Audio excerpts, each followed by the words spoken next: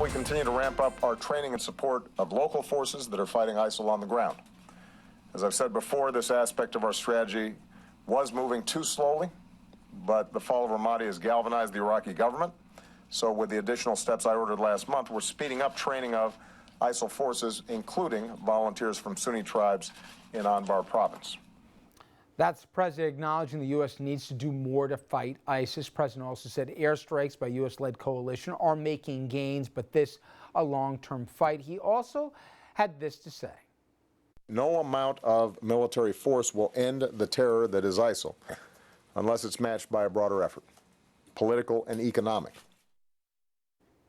Now, the president saying military force alone won't defeat ISIS. All right, joining the panel now, Mike Lyons, military analyst, and also retired captain in the U.S. Army who served in Iraq. You know, almost as an abutment to this, you had Ashton Carter who was testifying, talking about the Syrian rebels and how the training went. He said we trained, wait for it, 60 guys. So when I hear that we're training other ones to do the fighting on the ground for us as it relates to ISIL, ISIS, whatever you want to call it, and we've seen all the video about guys turning tail and even leaving behind all the gear that we arm them with, etc. Are we right to be cynical to say, yeah, if it's not us, are they really going to do it? Yeah, there's no progress for the past year. Let's just put it out there. I mean, the president yesterday virtually said nothing that we either already didn't know or didn't add anything to it. And he's gotten some terrible grades from some of the other comments he made when it comes to, for example, you know, it's going to take ideas and not guns to turn back this ideology. Well, I mean, that's just ahistorical. I mean, you look at history, that didn't, you know, it wasn't that stopped the Nazis or the Japanese or even the Russians from a communist spread. So, you know, 6-0 is completely unsatisfactory. I mean, that's a failed just do program. another math number. Yeah. There's 30,000 of these guys. Right. Okay? Now, I know the two guys in the table are going to disagree with me because I'm not even sure how I feel about this, but I know the next president's going to have to answer this question. 30,000 of these guys who are acting with impunity, with stuff we haven't seen since, you know, barbarism. They're growing. They're not going to be a world power, but they're going to wreak havoc in an already troubled Middle East.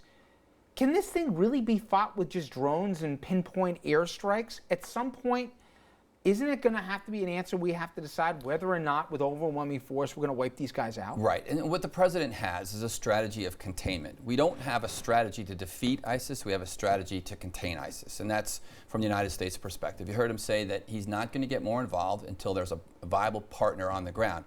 It sure is not going to be the 60 trained Syrians. Who's this partner? Well, so let's get creative here. The Egyptians, let's get the Jordanians, let's get Saudi Arabia. It's going to take a very large ground force, 100,000 troops, 30,000 troops on ISIS side. It's going to take at least 3 times that plus in order to have them virtually destroyed. But they've already had a self-interest to stop these guys, and they haven't done it yet.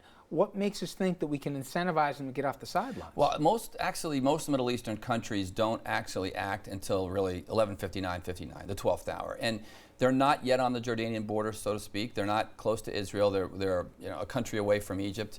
Saudi Arabia has its own internal problems with Yemen and trying to fight the war with Iran through proxy in that regard there. Very complicated situation right now. And the president, look, he just wants to contain it. Look, and once this happens too with the Iranian nuclear deal, we're going to have to worry about containing Iran as well. So it's going to go to the next president. It's the entire situation. The question is, do we take care of it now with a more stepped up military response, or do we take care of it later? But I think you both stepped around the big question here, which is I think maybe what the president was speaking to. We can use overwhelming force and destroy them. We can defeat any military in the world if we set our minds to it. It's what happens next.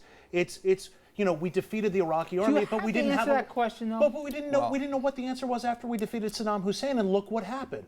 It happens time and again where we go in, we blow stuff up, and then we leave, and there's no plan in place. It was made of a poor assumption that the Iraqi civilians would have taken more control. We completely underestimated the Shia-Sunni divide that took place there. That was the bad assumption that was made. But let me make it clear.